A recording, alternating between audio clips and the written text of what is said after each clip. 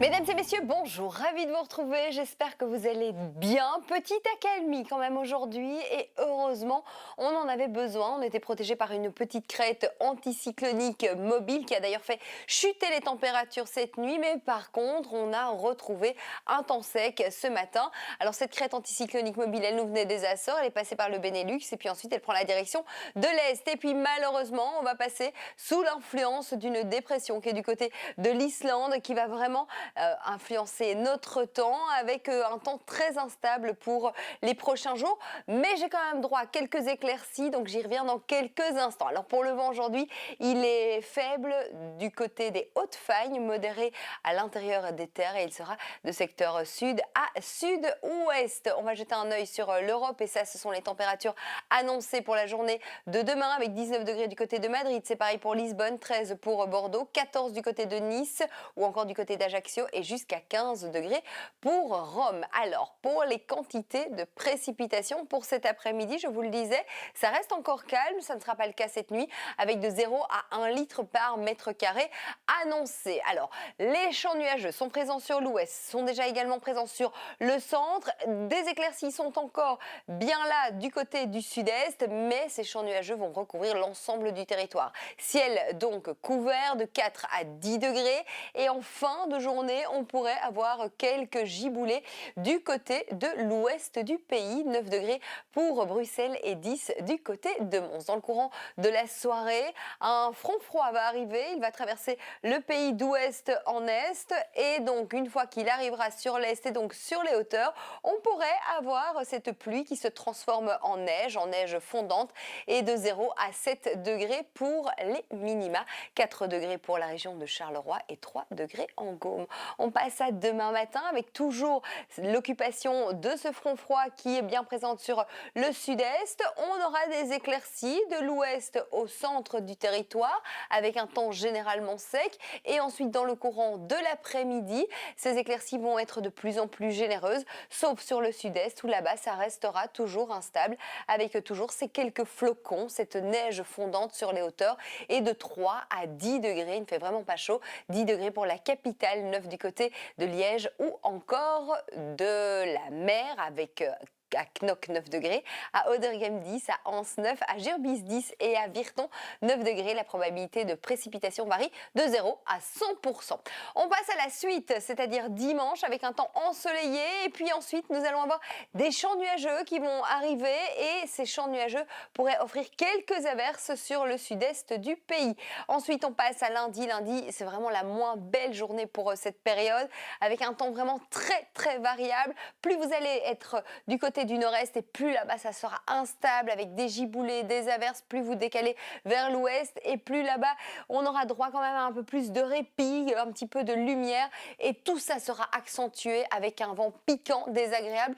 Honnêtement, lundi, sortez les grosses doudounes. Et puis pour mardi, un temps variable avec des averses, du grésil attendu à nouveau sur l'est. Mercredi, on retrouve un temps plus calme avec un ciel changeant, mais on garde toujours un risque d'averse sur l'est du pays. Et puis jeudi, vendredi, c'est encore un temps assez perturbé qui nous attend avec de faibles averses, mais évidemment plus de précision dans nos prochains bulletins. C'est encore loin. Je vous souhaite de passer une très belle après-midi, un bon vendredi avec nous sur RTL TVI. Nous sommes le 27 mars, on embrasse les Habib et le soleil ira se coucher à 19h07. À tout à l'heure.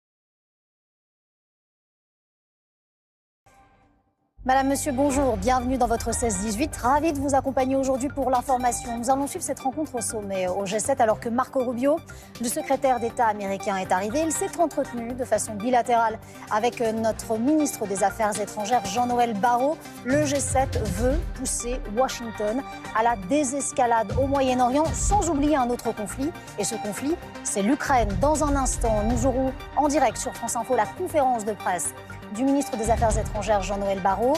Qu'en est-il? Que s'est-il passé avec le secrétaire d'État américain Marco Rubio? Une désescalade est-elle encore possible? Quels enjeux pour la France, les Européens et le reste du monde? On en parle dans un instant après votre journal qui vous est présenté par Kevin Eliès. Bonjour Kevin. Bonjour Jeanne, bonjour à tous. 30 minutes pour les essentiels de l'actualité. À tout à l'heure mon cher Kevin. Rencontre au sommet au G7. Marco Rubio, le secrétaire d'État américain face aux 7 grandes puissances économiques européennes. Le secrétaire d'État américain va prononcer un discours, conférence de presse à suivre.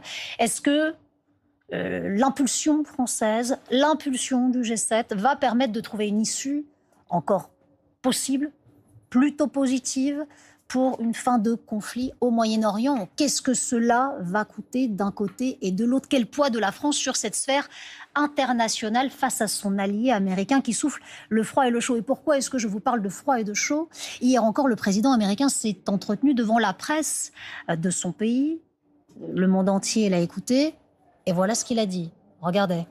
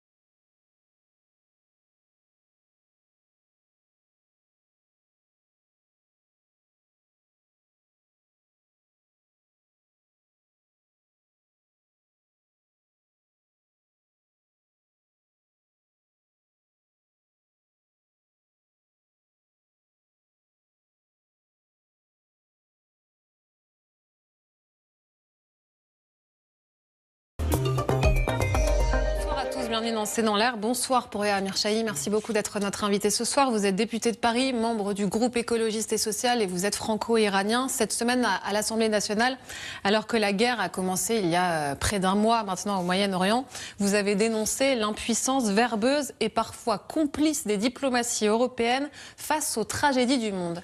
Est-ce qu'on a, selon vous, abandonné les Iraniens? Oui. D'hommes étudiants, plus de femmes médecins que d'hommes médecins, et pourtant vivre sous la coupe du régime des mollahs. Mais depuis 2009, l'alternative qu'on nous propose, ce serait des bombardements illégaux qui ne font que rajouter du malheur au malheur. Et donc je pense que même... Les Affaires étrangères vous répond, la France a une puissance d'équilibre qui ne se laisse pas entraîner dans des guerres qu'elle n'a pas choisies, mais qui apporte la sécurité à ses ressortissants et à ses partenaires. Merci beaucoup d'avoir été notre invité ce soir. On va faire un point sur cette guerre qui a commencé il y a près d'un mois. Ça fera un mois demain. Est-ce qu'on est tout proche de l'heure de vérité? On en parle avec les experts. À tout de suite.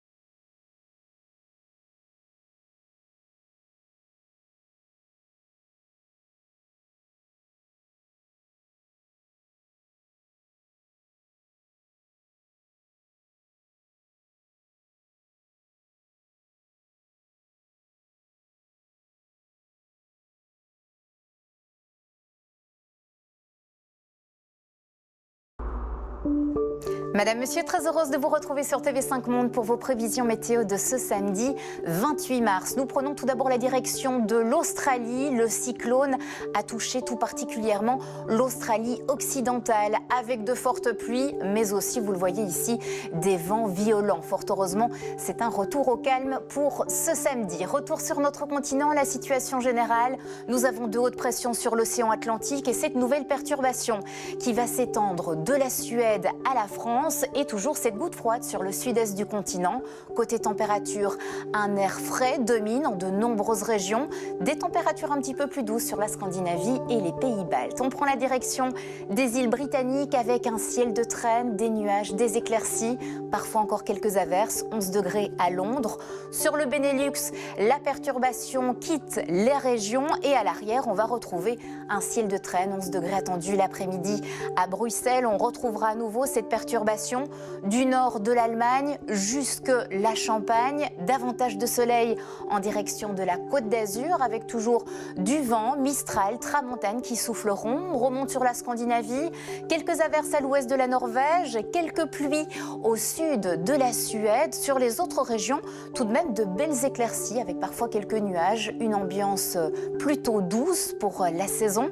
On poursuit avec l'Europe centrale où on retrouvera une amélioration tout de même, parfois encore quelques petites averses, mais surtout des pluies fréquentes sur la Roumanie, la Bulgarie, les Balkans également. Un temps plus sec sur l'Ukraine avec de la douceur qui résistera. Un temps instable, une journée vraiment médiocre sur la Grèce, sur la Turquie. Un temps sec par contre sur le Proche-Orient. Du côté de la botte italienne, sur la moitié nord, on retrouvera de belles éclaircies. Et au sud, un petit peu plus d'instabilité avec parfois encore quelques averses. Un temps sec sur la péninsule ibérique, hormis tout au nord, quelques nuages supplémentaires, parfois quelques gouttes de pluie. Sinon, vous le voyez, c'est le soleil qui dominera. Soleil dominant aussi avec quelques passages nuageux sur le nord du Maghreb. On prend la direction du Québec avec un décrochage polaire qui apporte des températures anormalement froides. Pour la saison, nous sommes 15 degrés sous les normales de saison. Pour ce samedi matin, de moins 22 à moins 25 degrés à Québec, alors que regardez, la chaleur se maintient toujours à l'ouest des États-Unis. Très belle suite de vos programmes sur TV5 Monde. À très bientôt.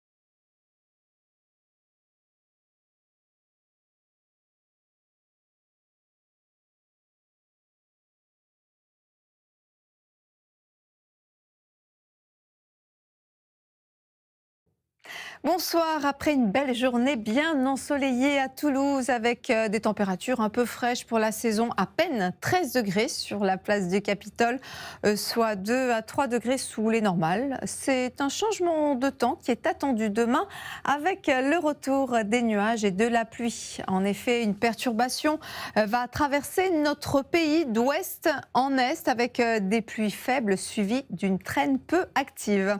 Quant aux températures, elles seront en pause, gagnant en moyenne 3 degrés par rapport à aujourd'hui. Mais là où le ciel sera dégagé, quelques gelées seront possibles, notamment sur la façade est du pays, c'est-à-dire entre le centre-est et l'Alsace en particulier. Côté ciel, demain matin, on retrouvera la perturbation qui va s'étirer de l'Aquitaine en remontant vers la Lorraine avec des pluies un peu plus soutenues dans sa partie nord. À l'avant, le ciel va devenir très nuageux avec quelques gouttes possibles, alors que près de la Méditerranée, le ciel sera voilé avec du Mistral et de la Tramontane qui souffleront fort. Et puis, à l'arrière de la perturbation, le vent sera également de la partie sous un dégradé nuageux avec de belles éclaircies. L'après-midi, le front va continuer de glisser un peu plus vers le sud et l'est en donnant des pluies faibles qui vont se changer en neige en montagne. À l'avant, on aura un ciel voilé de nuages de plus en plus denses sur les régions méditerranéennes et le vent continuera de souffler fort. Et puis, à l'arrière du front, les éclaircies vont gagner du terrain, mais elles seront entrecoupées de giboulées sous un vent bien désagréable. Les températures demain après-midi resteront toujours 3 degrés inférieures aux valeurs de saison. Comptez 11 dans la capitale ou Biarritz, 14 à Marseille et 18 à Bastia. La suite dimanche au lever du jour, quelques gelées resteront au programme dans les campagnes d'un tiers nord-est du pays. Côté ciel, on retrouvera des nuages qui alterneront avec les éclaircies. Et puis un voile de nuages va s'imposer sur un large quart nord-ouest du pays. Lundi, une nouvelle perturbation va traverser la France sous un vent qui sera sensible. Quant aux températures, elles resteront encore un peu justes pour la saison. Mardi, on retrouvera quelques giboulées sur les régions de l'Est, alors que sur l'Ouest, la France accueillera un front atténué. Ensuite, une nouvelle perturbation va traverser le pays avec des températures qui vont repasser au-dessus des normales de saison. Ce soir, dans Pékin Express, au Royaume des Dragons, une étape au Népal sous haute tension.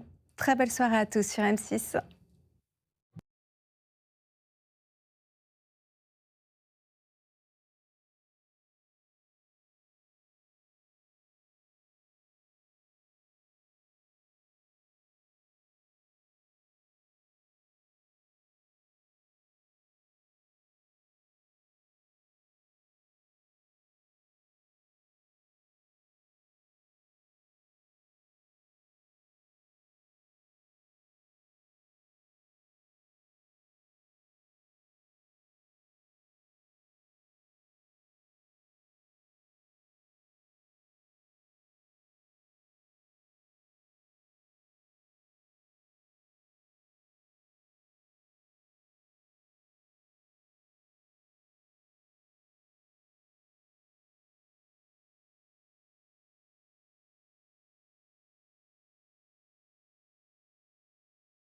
Avec Aristide Satna. Bonsoir à tous, ravi de vous retrouver. Nous sommes ensemble et en direct pour au moins 2h30. Bonsoir Dominique. Bonsoir Anne, bonsoir à tous. Et cette question ce soir à la une, les États-Unis peuvent-ils terminer la guerre en 2 semaines? C'est en tout cas ce soir la promesse du secrétaire d'État Marco Rubio, alors que... Mais avant d'évoquer ce 28e jour de guerre en Iran, revenons sur une disparition qui continue d'émouvoir ce soir, celle de Loana, la première star de TV-réalité en France, 48 ans, gagnante de Love Story en 2001. Retrouvée morte, Loana, c'était mercredi sur les hauteurs de Nice, dans son appartement. L'enquête pour tenter de déterminer les causes de cette disparition est en cours. On va en parler dans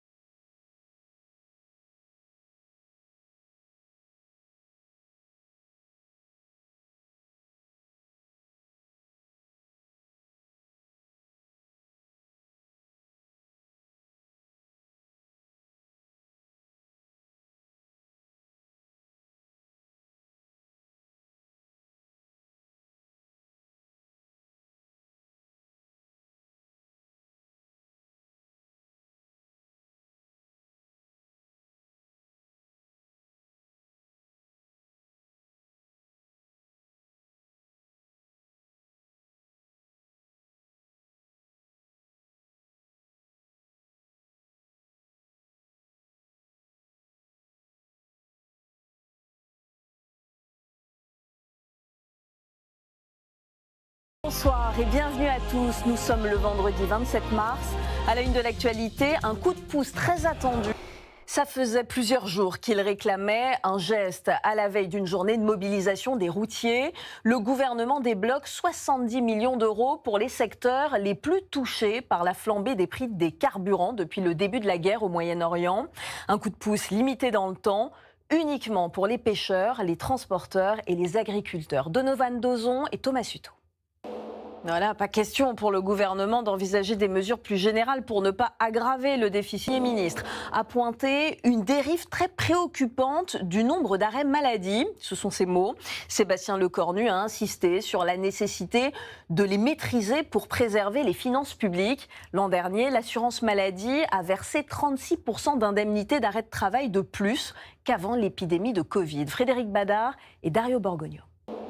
Je vous avais dit de profiter du printemps. Le week-end dernier, l'ambiance a bien changé. L'hiver a fait un retour brutal depuis le milieu de la semaine. Il fait froid, très froid même, avec des gelées généralisées dans l'est de la France et sur le massif central ce matin.